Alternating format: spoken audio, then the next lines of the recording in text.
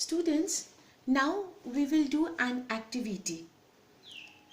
That is, you have to take a well-watered plant which was under the sun and then enclose a leafy branch of the plant in a polythene bag and tie up its mouth as shown in the picture. The plant is then kept in the sun for a few hours. After few hours, if you take it and look at the polythene bag, inside you will find few droplets of water. Now comes the question, from where does this water come? So here we will discuss about the process which is known as the transpiration. Transpiration is the process where plants absorb water through the roots and then give off water vapor through the pores in their leaves.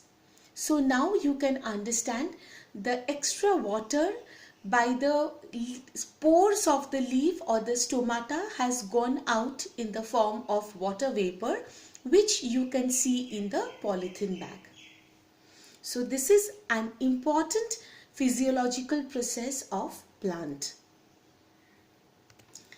Next, we are coming into the process photosynthesis. Already you had studied about this process. This is the process by which green plants and some other organisms use sunlight to synthesize nutrients from carbon dioxide and water.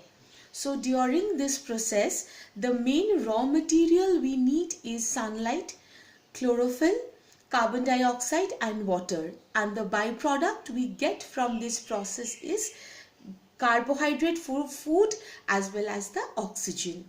So it is this process by which the oxygen carbon dioxide balance is maintained in the atmosphere.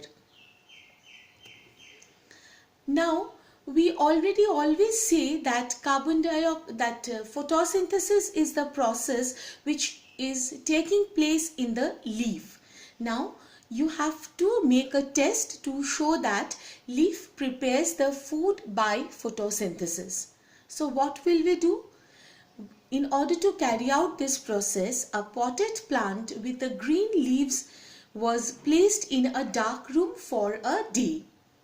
A portion of the leaf was completely covered with a black paper and the plant is left in the sun for a day as exactly shown in the picture.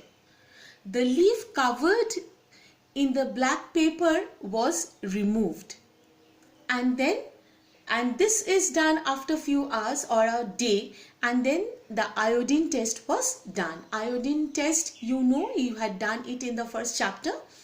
So after doing this iodine test, you will observe the whole area of the leaf except the portion which was covered with the black strip turned into violet, whereas the portion which is covered or was unaffected with the iodine.